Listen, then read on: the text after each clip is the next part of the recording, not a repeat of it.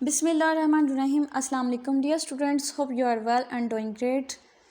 The video on molecular genetics ultimate cellular control contain instructive and educational content that is both shareable and easy to retain. So let's start.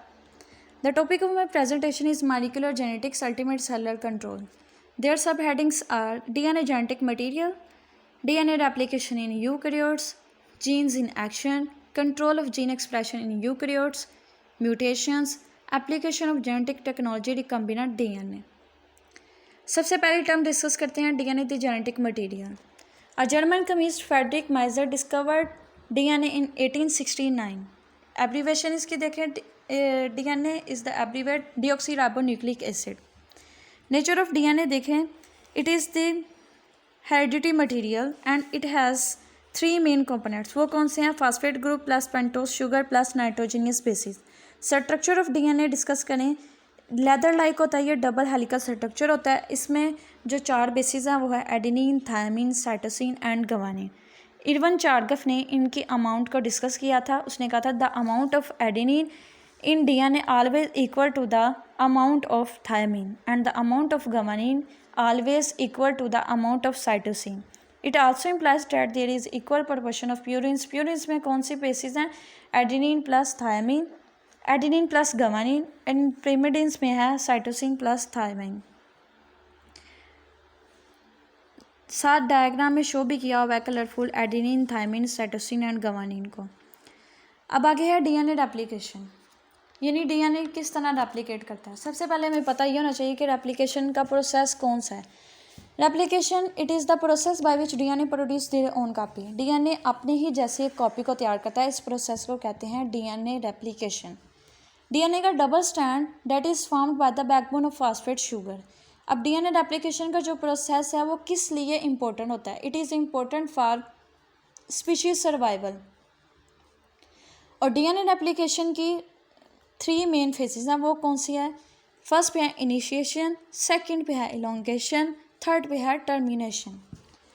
अब DNA की replication इसके strand पे specific points पे होती हैं, specific origins होते हैं DNA के स्ट्रैंड पे जहाँ से रेप्लिकेशन का प्रोसेस स्टार्ट होता है, उसे कहते हैं origin of replication. Origin of replication a particular sequence in a genome that at which replication is initiated. और इनिशिएट कौन करवाता है? एक स्पेसिफिक एंजाइम है जो कि लिखा भी हुआ है हेलिकेज एंजाइम। हेलिकेज एंजाइम ही डीएनए के रेप्लिकेशन को स्टार्ट करवाता है, और जब इसकी रेप्लिकेशन को स्टार्ट करवाता है उसके साथ अटैच रहता है। क्यों अटैच रहता है? To further unzip the strand.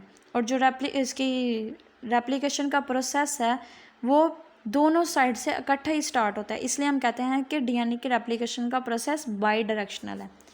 अब डीएनए के जो 2 यानी हमें पता है कि DNA it is a double helical structure. One strand is leading strand and the other is lagging strand. Leading strand the template strand of the DNA double helix that is oriented so that the replication fork moves along it in the 3' to 5' direction, and the second strand is lagging strand, the strand of the template DNA double helix that is oriented so that the replication fork moves along it in a 5' to 3' manner. Initiation में क्या होता है? During initiation proteins bind to the origin of replication while helicase unmeets the DNA and 2 replication forks are formed at the origin of replication. ये था initiation। अब second पे है elongation। elongation में क्या होता है? A primer sequence is added with complementary RNA nucleotides which are then replaced by the DNA nucleotide.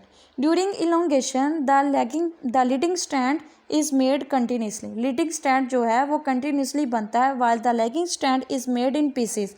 Lagging strand के पीसेस होते हैं छोटे छोटे, उन पीसेस को हमने नाम दिया ओकाज़ाकी फ्रैगमेंट्स। थर्ड स्टेप है termination. Primers are removed and replaced with new DNA nucleotides and the backbone is sealed by DNA ligase. अब जो एडिशन ऑफ न्यूक्लियोटाइड्स है ये भी एक मेन एंजाइम करवाता है जिसका नाम है डीएनए पॉलीमरेज। एसएसबीएस पॉलीमरेज क्या है? एसएसबीएस पॉलीमरेज का मतलब है सिंगल स्ट्रैंडेड बाइंडिंग प्रोटीन। इसका काम क्या है? It prevents the DNA molecules to replicate again. आगे है DNA polymerase. DNA polymerase it is an enzymes which synthesize RNA sketch. इसमें लाइगेज भी आता है। लाइगेज का क्या काम है? To join two neighbouring nucleotide. अब लास्ट पे है ट्रोपोआइसोमेरेज, जिसमें दो टर्म यूज़ हुई हैं, T1 एंड T2। इसका क्या काम है? Topoisomerase prevent super coiling and release tension, ये टेंशन को रिलीज़ करता है। जीन्स इन डायग्राम के थ्रू आगे से शो करवाया हुआ है। इसमें डीएनए पॉलीमरेज भी शो किया हुआ है, हेलिकेज का भी पता चल रहा है, लीडिंग स्ट्रैंड कौन सा है, लैगिंग स्ट्रैंड कौन सा है, ओकाज़ाकी फ्रैगमेंट्स भी दिखाए गए हुए हैं। आगे है जीन्स इन एक्शन, यानी जीन्स किस तरह से एक्ट करती हैं। सबसे पहले हमें पता होना चाहिए कि जीन्स है क्या। Gene a sequence of bases in DNA that codes for the synthesis of one polypeptide is called a gene. Genes जो हैं that made up of DNA. In humans, genes vary in size from a few hundred DNA bases to more than 2 million bases. The gene must transmit the information from the nucleus to cytoplasm. Genes हमेशा जो है अपनी information को transfer करती हैं nucleus to cytoplasm. Cytoplasm की तरफ information जाती हैं, जिसकी वजह से साइटोप्लाज्म में ही प्रोटीन्स की सिंथेसिस होती है। And the synthesis of RNA molecules from DNA is called transcription and formation. If a protein from RNA at the ribosome is called translation. 3 major kinds RNA की बताई गई हैं, messenger RNA, transfer RNA and ribosomal RNA। Diagram के through भी genes in action को show कराया गया। इसमें जीन्स ऑन डीएनए किस तरह से एक्ट करती हैं। सबसे पहले प्राइमरी ट्रांसक्रिप्ट तैयार होता है, फिर मैसेंजर RNA को मैसेज जाता है, वो उस मैसेज को रिसीव करता है, डिकोड करता है, फिर ट्रांसलेट करता है। ट्रांसलेट इस तरह से करता है जिस तरह जो भी उसको मैसेज रिसीव हुआ है उसके मुताबिक ट्रांसलेट करेगा और प्रोटीन्स की सिंथेसिस करेगा, यानी मैसेज के हिसाब से ही प्रोटीन की सिंथेसिस होगी और न्यू प्रोटीन फिर बनती है। आगे है control of gene expression in eukaryotes. By gene expression we mean that the transcription of gene into messenger RNA and its subsequent translation into proteins. Gene expression is primarily controlled at the time of transcription, largely as a result of buildings of proteins to specific sites on DNA. Genes expression in eukaryotic cells में देखें, it is regulated by the repressors as well as by transcriptional activators. Like their prokaryotic counterparts, eukaryotic repressors bind to specific DNA sequence and inhibits transcription. Control of gene after fertilization देखें, some cells in the specific are specialized to synthesis and secretes digestive enzymes. यानी specialised किस्म के जो sales specialised किस्म की ही synthesis करते हैं। जैसे कि एग्जांपल में बताया गया, beta in the islets of Langerhans, they are specialized for the synthesis of insulin. आगे हम देखें alternation in the packing of DNA, यानी डीएनए की जब पैकिंग होती है तो उसमें किस तरह से अल्टरनेशन तब्दीली आती है। The DNA helix is wrapped around special proteins called histone. These are wrapped into tight helical fibers. These fibers are then looped and folded into increasing compact structure, give chromosomes characteristics जो कि appear होती हैं in metaphase.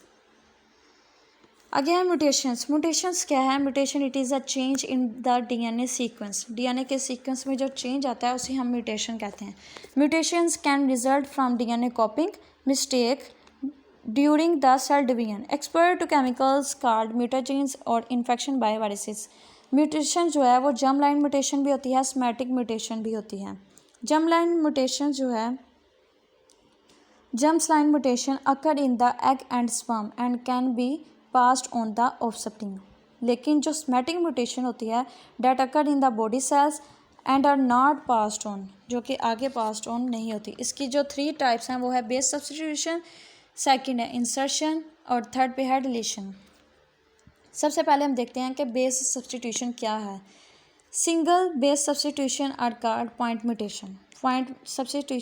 Base substitution को हम point mutation भी कहते हैं।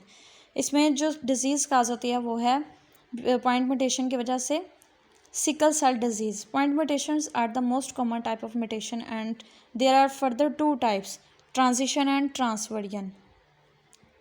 इसमें हम आगे देखते हैं डिलीशन। जिस तरह बेस सब्सटीट्यूशन को बेस सब्स्टिट्यूशन को हमने पॉइंट म्यूटेशन का नाम दिया, इसी तरह डिलीशन को हम फ्रेम शिफ्ट म्यूटेशन भी कहते हैं। A deletion resulting in frame shift results when one or more base pairs are lost from the DNA. If one or two bases are deleted, the translational frame is altered, resulting in the garbled message and non-functional product.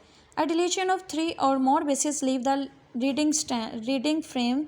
In fact, a deletion of one or more codons result in the protein missing one or more amino acids. आगे है insertion. Insertion अगर देखें, the insertion of additional base pairs may lead to the frame shifts depending on whether or not multiples of 3 base pairs are inserted. Combinations of insertions and deletions leading to a variety of outcomes are also possible. आगे है changes in gene position. इसमें transposition है, chromosomal rearrangements हैं। ये table के form में show किया हुआ है म्यूटेशन की टाइप को। पॉइंट म्यूटेशन, इसकी फर्दर आगे दो टाइप्स बताई हैं, transition and transversion. Frame shift mutation है, इसकी आगे फर्दर दो टाइप्स बताई गई हैं, इंसर्शंस एंड डिलीशंस। टेबल के थ्रू भी इसे बहुत अच्छे तरीके से उन्होंने ऑर्गेनाइज किया हुआ है। New mutation, point mutation, insertion, deletion, changes in gene position and chromosomals rearrangement. इसमें जब नो म्यूटेशन होगी तो नॉर्मली जीन प्रोड्यूस होगा, यानी जीन्स जो बनेगा उसमें कोई भी चेंजेस नहीं होंगे, वो बिल्कुल एक नॉर्मल होगा। इसमें आगे है पॉइंट म्यूटेशन। पॉइंट म्यूटेशन को हम एक और भी नाम देते हैं जो कि बेस सब्स्टिट्यूशन का है। इसमें अगर कोई म्यूटेशन आ जाए तो बी प्रोटीन को, उन्होंने एग्जांपल आगे बयान किया, B protein is inactive and because changed amino acid disrupts function. आगे है इंसर्शन। आगे है इंसर्शन। इंसर्शन में addition of one of a few bases. इसमें इंसर्शन में ऐसा होता है, B protein is inactive because inserted material disrupts proper shape. इसकी जो प्रॉपर शेप है वो डिसरप्ट हो जाती है। डिलीशन है, डिलीशन में क्या होता है, लॉस ऑफ वन और a few base.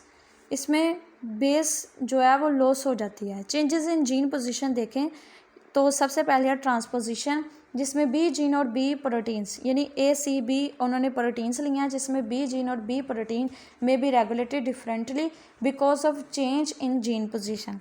Chromosome rearrangement देखें, इसमें जो बी वाली जीन होगी दे मे बी इनएक्टिवेटेड और regulation differently in its new location on chromosomes. आगे है replication of genetic technology recombinant DNA, यानी इस डीएनए टेक्नोलॉजी जो है रिकम्बिनेंट डीएनए की, उसका यूज़ कहाँ पे है। इसमें हम देखेंगे recombinant DNA technology has applications in health and nutrition. Health में और न्यूट्रिशन में इनके यूजेस हैं। हेल्थ में सबसे पहले देखते हैं, in medicine it is use to create pharmaceutical products such as human insulin. अगर हम मेडिसिन में देखें तो ये एंटीबायोटिक्स की प्रोडक्शन के लिए यूज़ होती है, और न्यूट्रिशन में देखें तो ह्यूमन इंसुलिन के प्रोडक्शन के लिए इसको यूज़ किया जाता है, इस टेक्निक को। अगर एग्रीकल्चर में देखें, in agriculture it is used to impart favourable characteristics to the plant to increase their yields and improve nutritional contact. Agriculture में सबसे पहले आप देख सकते हैं डिलाइंग फ्रूट्स राइपनिंग। फ्रूट्स की राइपनिंग का जो पीरियड है उसको बढ़ा देते हैं, डिलेइंग फ्रूट्स राइपनिंग। यानी जिस तरह हमें पता है कि हमें जिन सब्जियों का, जिन फलों का, फ्रूट्स वेजिटेबल्स का सीज़न नहीं होता, वो आउट ऑफ सीज़न भी हमें मुहैया होती हैं, हमें मिल जाती हैं। वो इसी वजह से होती है कि जो साइंटिस्ट हैं वो इस टेक्निक को यूज़ करके तो उनके पीरियड्स को, उनके टाइम पीरियड को, राइपनिंग के पीरियड को इंक्रीज़ कर देते हैं।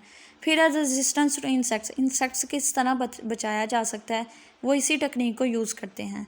इनहेंस फ्लेवर्स, फ्रूट्स और वेजिटेबल्स के जो फ्लेवर्स हैं उनको इंक्रीज़ किस तरह करते हैं, वो इसी टेक्निक को यूज़ करके उनके फ्लेवर्स को इंक्रीज़ कर देते हैं। आगे है एडिबल वैक्सीन्स। एडिबल वैक्सीन्स भी जेनेटिक टेक्नोलॉजी रिकम्बिनेंट डीएनए की ही एक एप्लीकेशन है। इस टेक्निक को यूज़ करके ही एडिबल वैक्सीन्स तैयार की जाती हैं। थैंक यू सो मच, जज़ाकल्लाह।